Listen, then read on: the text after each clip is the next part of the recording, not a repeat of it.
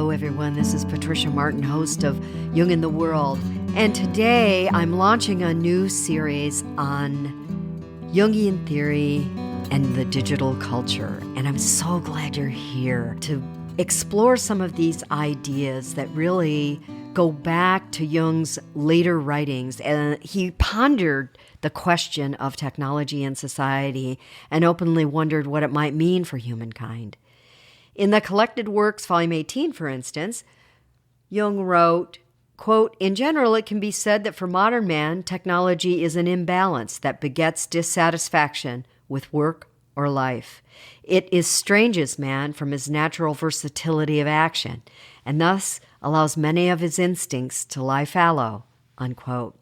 Given that the collective is ever more reliant on technology than it was back in 1949 when Jung wrote about it, it's a good time to reconsider the effects it's having on our psyches. This is rich territory for us. We live in a symbolic life online, for instance. We use emojis and avatars. We confess publicly our shadow material. And we share bits of our individuation process on YouTube, Instagram, and in blogs. We exist both virtually and in real life. So what does that mean for Carl Jung's idea of wholeness, for instance? He believed that the real human experience consists of opposites that need to be united within our souls, and that unification is what we're here to pursue in life. Yet, as Jung imagined the future, he saw that technology had the power to disunify. In this context, how do we make constructive use of the digital tools at our disposal, for example? In this series, we take on these questions and more. I will interview Jungian scholars, philosophers, and members of the technorati about the new conditions of identity and wholeness in this age. I'm so glad you're here. Thanks for tuning in, and I'm excited to share this series. Today, I'm thrilled to be talking with author Meghan O'Geeblin, whose award-winning books and essays raise questions about the relationship between machines and humans. Her most recent book, God, Human, Animal, Machine, considers the future of the self.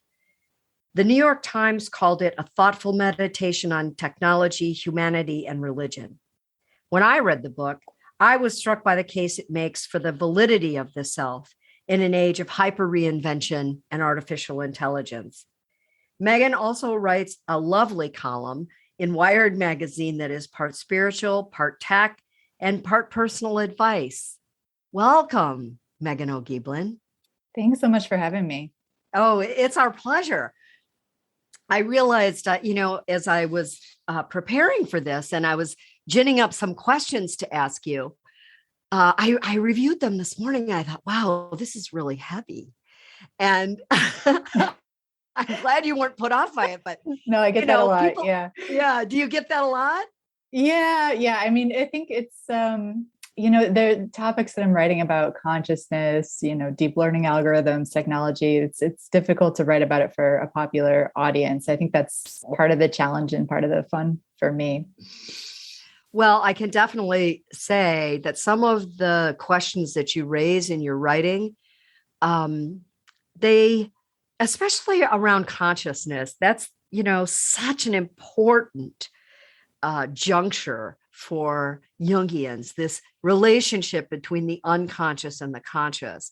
And it's hard for Jungians to imagine that in a world where people's sensibilities are being swamped by technology and social media, and where our role as human beings is starting to be usurped by certain functionality like artificial intelligence, that it wouldn't bring some sort of reckoning to the relationship between the soul, and the soul and the mind, the psyche. So, and the conscious, and our consciousness and our unconsciousness. So that's what brought you here.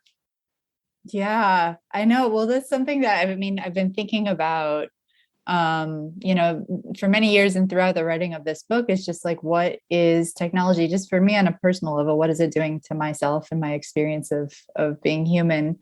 And I think that there is a lot of ways in which I think everyone feels that intuitively, whether it's something like, the fact that our attention is less robust maybe than it was a few years ago, or maybe, we tend to feel more removed from life as opposed to feeling rooted in it, just given how much of our lives are spent today on screens. But I was also interested, I guess, in a sort of the more insidious ways in which technologies, and particularly technological metaphors, are actually changing our conception of human nature and what it means to be human. So something, for example, I guess one of the metaphors that I talk about in the book is the brain computer metaphor. So this idea that the mind is essentially software that's running on the hardware of the mind. And this is a metaphor that it's not particularly new. It goes back to the 1940s. It was really foundational to cognitive science and artificial intelligence. And, we use it, even people who don't know anything about neuroscience, for example, we use it all the time in everyday speech. We say that we're, processing new information. That's using a computational metaphor to talk about the mind. And I think that to some extent we use this kind of language and we forget that it's metaphorical. We really start to believe on some level that our minds are machines, or that they're perhaps merging with our machines in some way. And I guess the thing that I was most curious about is, how is that limiting our understanding of human nature? When you talk about the mind as a computer, you're talking primarily about the intellect. You're not talking about, a human's emotional life or the unconscious or all of these other things that, have a very rich intellectual history themselves.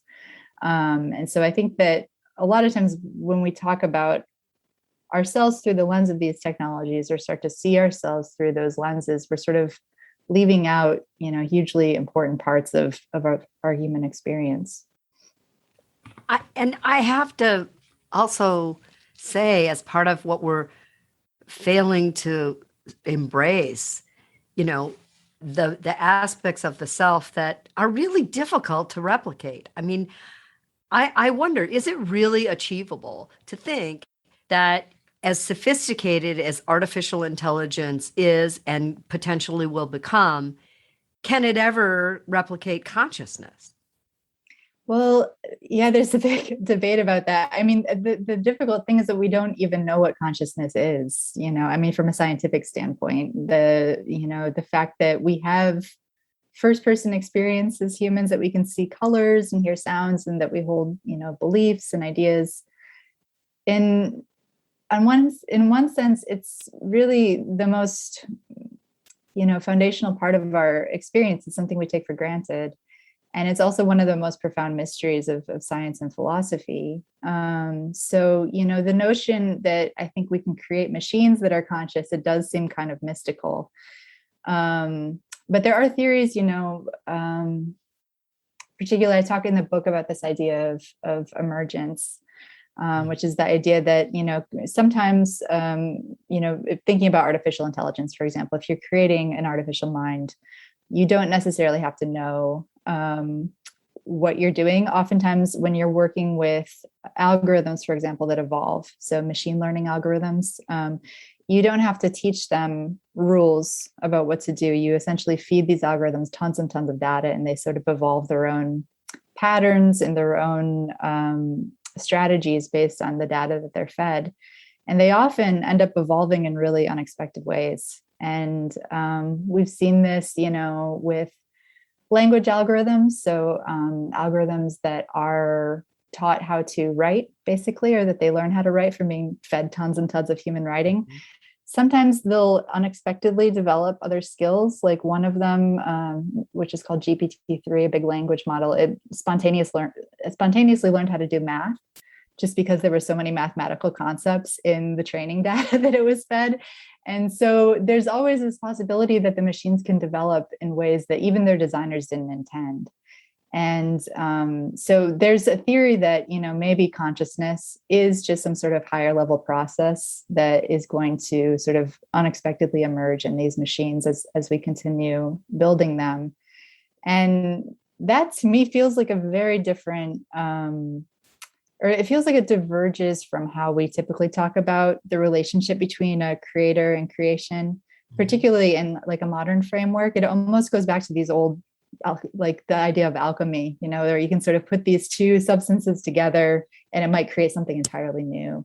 And you see a lot of these older sort of mystical ideas, I think, emerging in artificial intelligence, where it does seem as though there's a point at which the creator is not totally in control.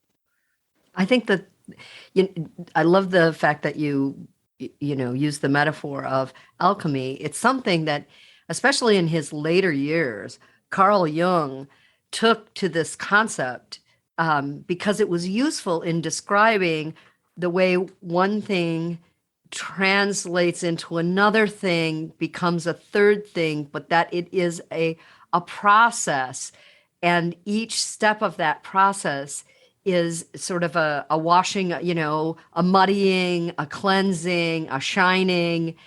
And it makes me wonder if here he was, right, this pioneer of psychology, and he and Freud are trying to write in about these abstract concepts. So they're using, Jung is using things like myth and fairy tales and alchemy to explain something that is fundamentally very, very difficult to explain. So it's interesting to me that we're doing the same with technology. We're having to rely on really old school ideas about how things work. Is that something that you think, has its own trajectory? Like, oh, once we get past that language stage, we're going to fly? Or do you think that this is more slowly evolutionary? It's hard to tell just because, there are so many unknowns. And, AI is still itself in its infancy. It's only, several decades old still. So the way in which these systems are advancing, it's difficult to say. So I was really struck by the charming references that you make to Kurzweil's work, who has been really a bold pioneer in talking about the relationship between man and people and technology. And, he wrote that book, The Age of Spiritual Machines. And I've read it, but I cannot tell you that I fully grasp it. I would be lying if I said so. What do you think is meant by the age of spiritual machines? Yeah, I similarly had I had a similar reaction the first time I encountered that book, which was in the early 2000s. It was shortly after it was published, and I was completely blown away. That was really my introduction to a lot of these more speculative technological concepts like transhumanism. Kurzweil was really just so far ahead of a lot, even among other futurists, I think, in seeing where technology was heading. And the term "the age of spiritual machines," he's referring basically to a coming era. I think he would argue that we're already in that era now to some extent, where we're going to start merging as humans with technology. And so, this basically would start with, to some extent, we already do this now, where we use, cochlear implants, artificial hip replacements. We're bionic in some sense. We rely on these technologies that are very intimately integrated into our bodies. And so eventually he saw this evolving to the point where we're implanting computer chips into our brain, and then maybe we'll even be able to upload our brains to computers. So the age of spiritual machines is essentially this new era of humanity, in which we're going to use technology to further our evolution into another species, or what he calls post-humanity. So this idea that I take spiritual machines to mean machines that are conscious, or machines that have some sort of essential part of our humanity contained in them. And, there's ways in which too, I think this might be another aspect of our evolution as humans that's happening at such a gradual pace we don't recognize it all the time. Even if you want to extend the idea to like how we rely on computers and phones to fill in the gaps in our memory, it's not necessary to have things memorized the way we used to, because you can just Google it. So we're offloading in subtle ways our cognitive functions onto these devices that we use every day. We're using them to extend our knowledge, extend our memories. And at times it's really difficult to tell like where your biological self ends and where your digital self begins. I think that's especially true in even just trying to memorize a poem. Yeah. Right. I had a friend say, why don't you memorize that poem from William Butler Yeats? And I legitimately set to work on it thinking, oh yeah, I should. And then I would be able to quote that at will. Oh my God. Just the idea of like implanting those words in my mind turned out to be a Herculean task. I was stunned at how I just didn't have the muscle for that up there anymore. Yeah, well, we're not used to we're not asked to use that muscle anymore, really. No. I mean, I was the same way as a child. I grew up in a very religious family, and I had large passages of Bible memorized as a child. But yeah, I can't think of the last time I memorized something, or that I needed to. It's really becoming an obsolete skill. It is. I can't help but kind of probe into your childhood a little bit, because what I want to say, Meghan, is that you have a brain that seems to synthesize what would be otherwise disparate things like technology and spirituality. And so that always makes me wonder, okay, who is this person? What was their upbringing? How did the self form in such a way that you have these perspectives? Where would you begin to answer that? Well, I guess I grew up in what I would call a fundamentalist Christian family. We believed, that the Bible was the word of God, that Christ was going to return possibly in our lifetime. I was pretty isolated as a child. I was homeschooled up until 10th grade, and most of my social life revolved around a small religious community and our church. And I went to a Bible school, small conservative Bible school, when I was 18, and studied theology and had intended to become a missionary. And then I ended up having a crisis of faith after my second year of Bible school, and ended up leaving the school. And then shortly after that, leaving Christianity, and I sort of started identifying as an atheist. Throughout that time, I hadn't really thought much about technology, or I wasn't interested in it. I think that the tradition in which I was raised, it was this very millenarian end times, theology, where if anything, technology was sort of bound up in this very dystopian idea that, it was going to bring about the apocalypse and the end of the world and all of that.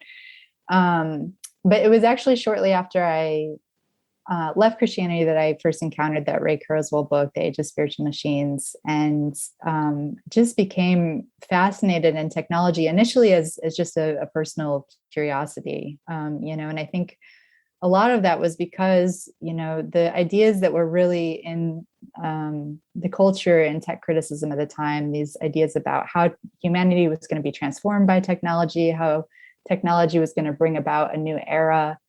It was, in strange ways, like a reflection of a lot of the prophecies that I had studied in the Bible. This idea that Christ was going to return at some point, that, our bodies were going to be radically transformed and glorified, that we would, be able to achieve eternal life. All of those promises were, around the turn of the millennium, things that people were looking to technology to enact and bring about. And so I started writing about technology. I wrote essays in tech criticism for several years, and this last book, really grew out of my noticing that there was so many contemporary conversations about emerging technologies, about artificial intelligence, about the internet, that were evoking concepts that I had studied as an aspiring theologian. So ideas about the future, but also, sort of fears about AI becoming godlike, or AI taking on sort of a godlike, omniscient role in our lives, and us having to submit to technology the same way that we had once had to submit to God without questioning, on faith. And so the book was really, I guess, an attempt to try to trace those ideas and put them in conversation with one another, and maybe see if, what are the lineage of these ideas? What is the history of people talking about technology and religion in the same breath, which we don't often hear those terms spoken of in the same breath, but there is a deep history of thinkers who have put those ideas in conversation with one another. And so it was really fascinating to learn about that history in more detail.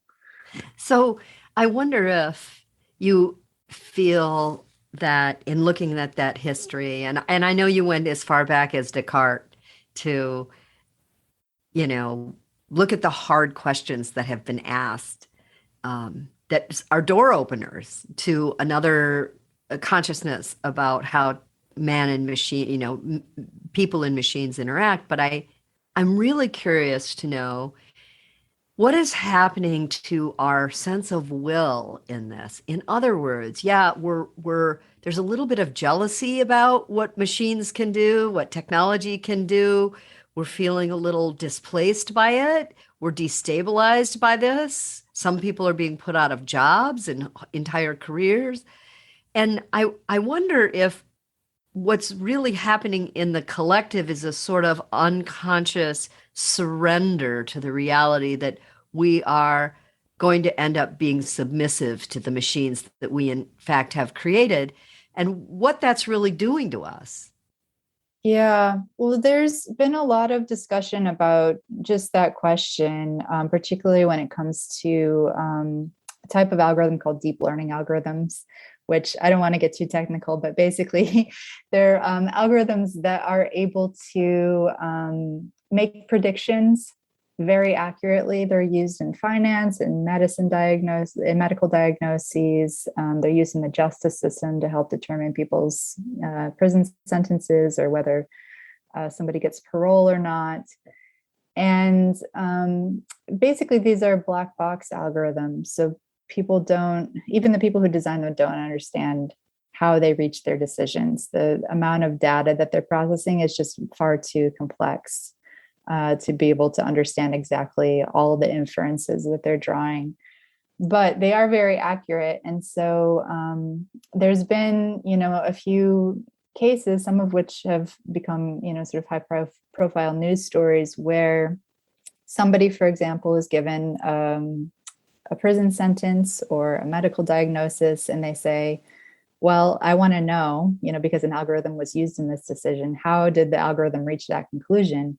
And nobody can tell them why. They just have to sort of accept it. They say, we don't know how this thing works. But basically, it's usually very accurate. And so we're going to base the decision on that. And when this technology sort of reached the level of public awareness, which was around 2016, 2017, I came across actually in the same week 2 different tech critics who had compared these algorithms to the book of Job. And, the story of Job is that he is, inflicted with suffering, that he comes down with, diseases and boils, his whole family is killed. And he asks God, why am I suffering? And God basically answers by saying, I'm far, superior to you. There's no way you can understand my ways. I understand the universe far more than you. You just have to accept this on faith. That was the way I was introduced to that story, at least as a student of theology. And there is a way in which, these, algorithms are also requiring people to sort of accept their output as pure revelation. Just accept it on faith.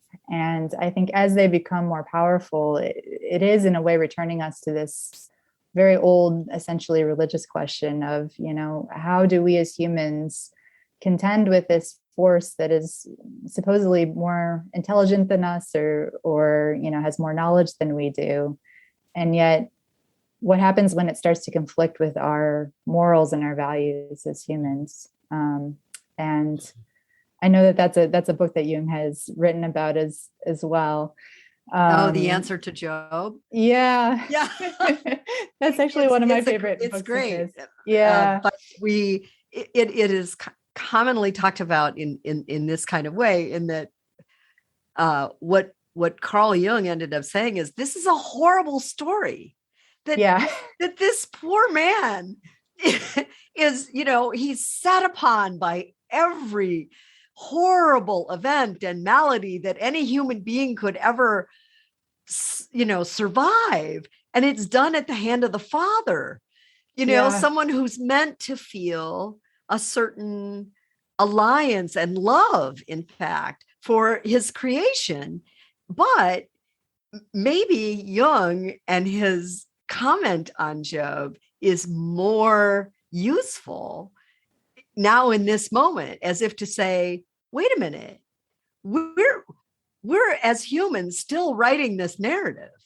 Yeah, right. And there's a possibility. I hope I remember his conclusion correctly, but that possibly humans are more conscious than God is, or yes, have sort of a superior morality, And this idea was something, I didn't have, this is also a book that I struggled with when I was studying theology, and it really was crucial to my own unraveling of my faith. And I hadn't read Jung at the time, but I did have that sense that, the hero in that book is Job. As a human, you're rooting for him as the human hero. He's the one who has the superior moral case.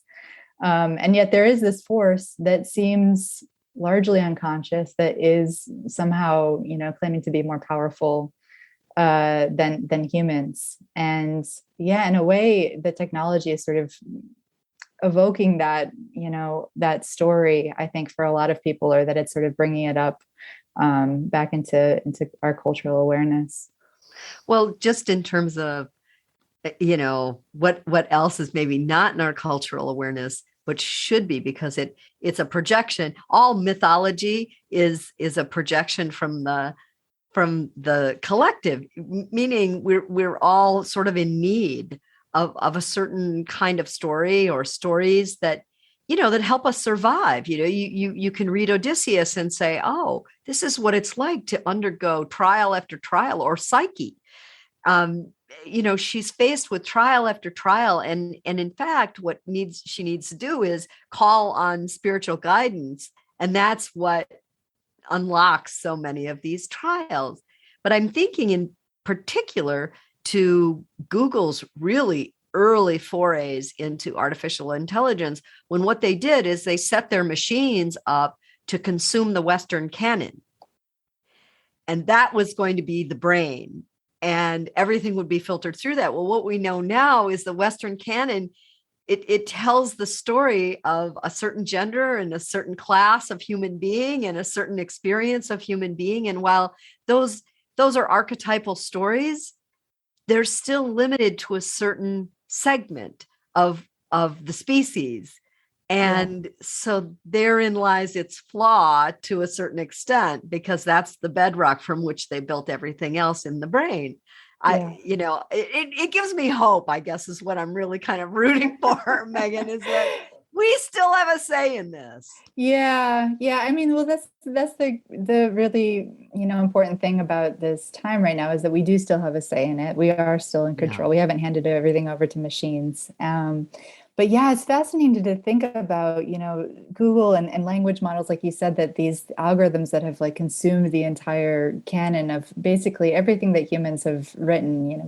We've fed the entire internet, including all these books that are uploaded to the internet, into these algorithms. And, once it's just been in the past few years that these, algorithms have been taken such huge leap forwards in being able to write stories themselves and sort of create their own narratives based on everything that they consumed. And I, wrote an essay a few years ago about these language models, and I was just fascinated by the stories that they produced. You would basically just give them a prompt and say, tell me a fairy tale or write me a short story. And they produce this text that sounds very much like a human wrote them, and sound like a lot of existing human stories. They are entirely original, but they have this almost universal, maybe archetypal quality to them. They have all the tropes of human stories. There's sort of the unlikely hero, there's transformation, atonement. And nobody explicitly taught them those narrative tropes. They just, stems from the fact that they consume so much writing, and they learned the conventions and the symbolism of our stories through those examples.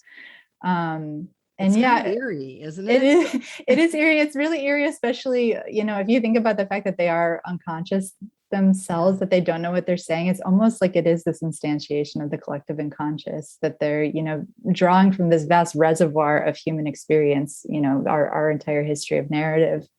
And then creating these stories that enact those deep structures that, keep appearing in so much of our literature. And yeah, I mean, some of what they produce also, I mean, it contains the good, the bad, and the ugly of human nature. Also, one problem with these algorithms is that they have a tendency to reproduce a lot of stereotypes, and they can even be prompted to produce hate speech if you give them a prompt. They've read all of Reddit and 4chan and Twitter, so they've picked up everything. And so there is, I guess, returning to that theme of humans being in control. There's been a lot of talk lately about how to sort of filter the training data or create safeguards so that they don't reproduce that side of what they've consumed. But it gets very tricky. I think there's going to be a lot of obstacles before these algorithms are widely accepted as commercial products.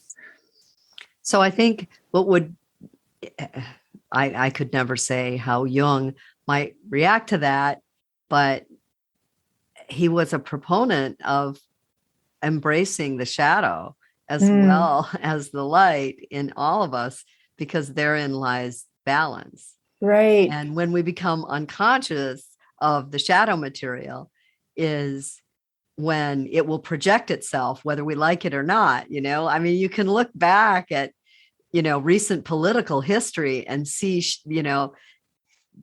shadow characters in full regalia. And, yes. it's because we didn't want to see something as a collective in ourselves. And so it makes me wonder sometimes if, the entire web, all that content, all that thought, all those voices, I think about #MeToo, where that was, worldwide, thousands of women telling one story. That's unprecedented. And so is the web just a projection of the collective? Is this something we needed because we had to be heard in this, what is going to become a more and more machine age? I don't know. Do you have any thoughts on that? Yeah, it's fascinating. I mean, in thinking about that, sort of the dual nature and the, the shadow of human nature, it is interesting that, I think from the early days of the web, it was seen as this unilateral, like positive development, that it's going to make, public discourse more democratic, that it's going to give voice to people. And it has done all of those things, and you think about even the way people were talking about Twitter during the early days of the Arab Spring, that, this is going to bring about revolutions and just all of this very, very positive language. And then it very quickly tilted, several years ago to sort of, these platforms also have this dark side, that they're giving voice to extremists and radicals, and that, there's all sorts of infiltration from foreign actors. And it's almost like the public sentiment about technology did a total 180. Right. And now it's the dark sides of our human nature that it's showing. And I think you're right that it is definitely a mirror, that it's, technology is something that amplifies our tendencies as humans, and that it's going to show both the good and the bad. And I think that, we have a tendency, at least tech critics, maybe I'll limit it to tech critics, have a tendency to focus on just one dimension of that, but yeah, it is definitely showing us our full natures in all their good and their bad. I wondered about that for you. You write about spirituality and you write about technology. And I'm thinking those are two really different tribes. So are you a woman without a country? Or do you straddle both? Are you a bigger weirdo in one than you are in another? How does that work? Yeah, I do often feel like a woman without a country. That's a good way to put it. Yeah, it's been interesting to see the reaction to the book. I've done some interviews and talks with technology podcasts, with technology publications, and then I've done some talks with religious organizations too. And I'm always surprised, by I anticipated that people who are interested in technology would be into my writing, but I'm always surprised by how receptive religious people are toward it as well, just because a lot of the book is somewhat critical toward religion, or at least toward Christianity, toward the sort of the fundamentalist iteration of Christianity in which I was raised. But I think a lot of religious people have been interested in the book just because they're so eager for, somebody who's talking about technology and spirituality. I think that is, like you said, it's a rare for somebody to talk about those in the same breath. And it is, in a way, I think, the hunger for that connection between those two ideas, I think, is itself a product of how isolated and tribal our media landscape has become. The fact that, when I go on Twitter, I have a corner of people who are talking about technology that I follow. And then, there's sort of another group of people that are talking about religion. And as far as I can tell, there's not any sort of discourse between them.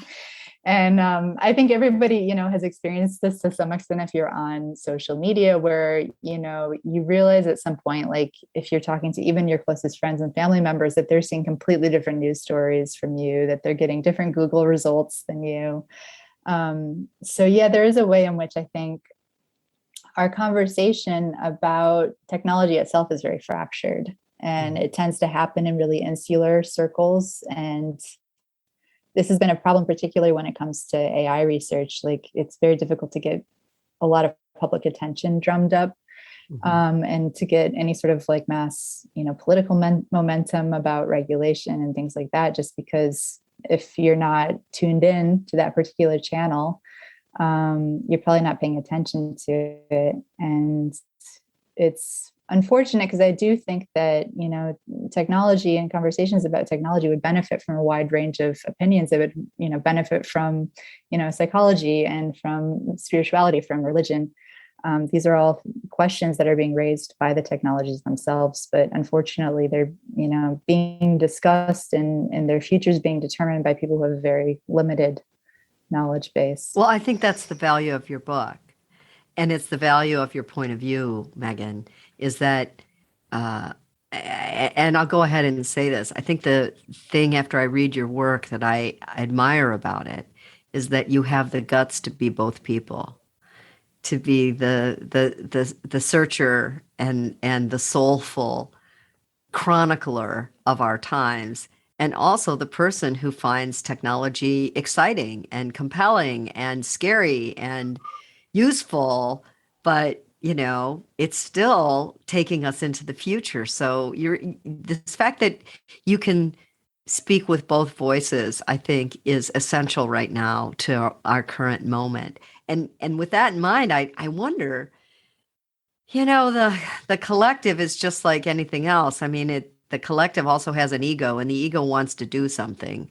What can we do as citizens to to be better, to improve this environment that feels so often like it's thrust on us and we're out of control? What can we do?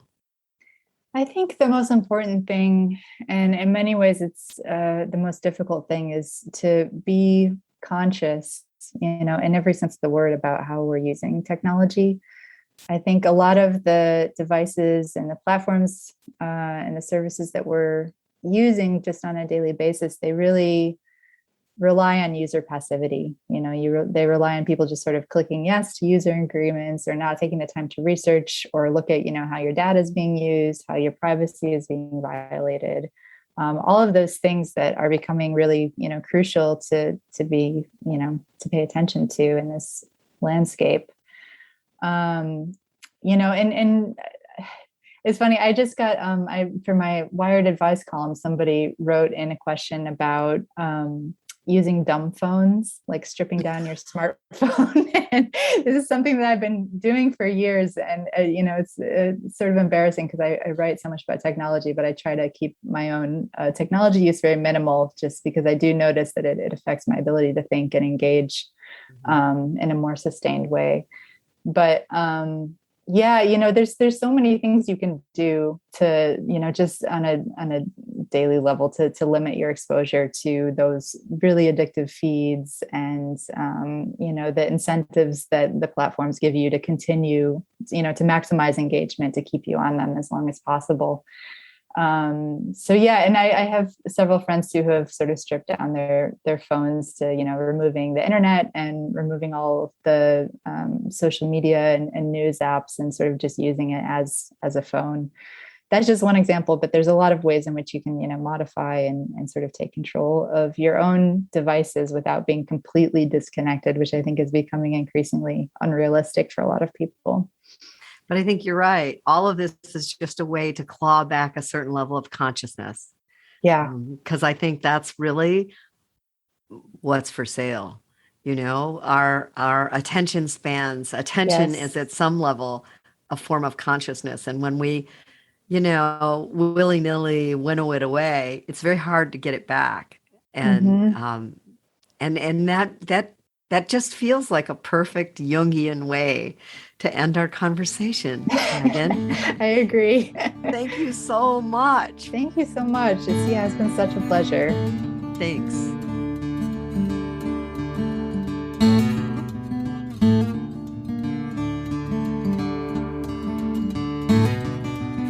Thanks for listening.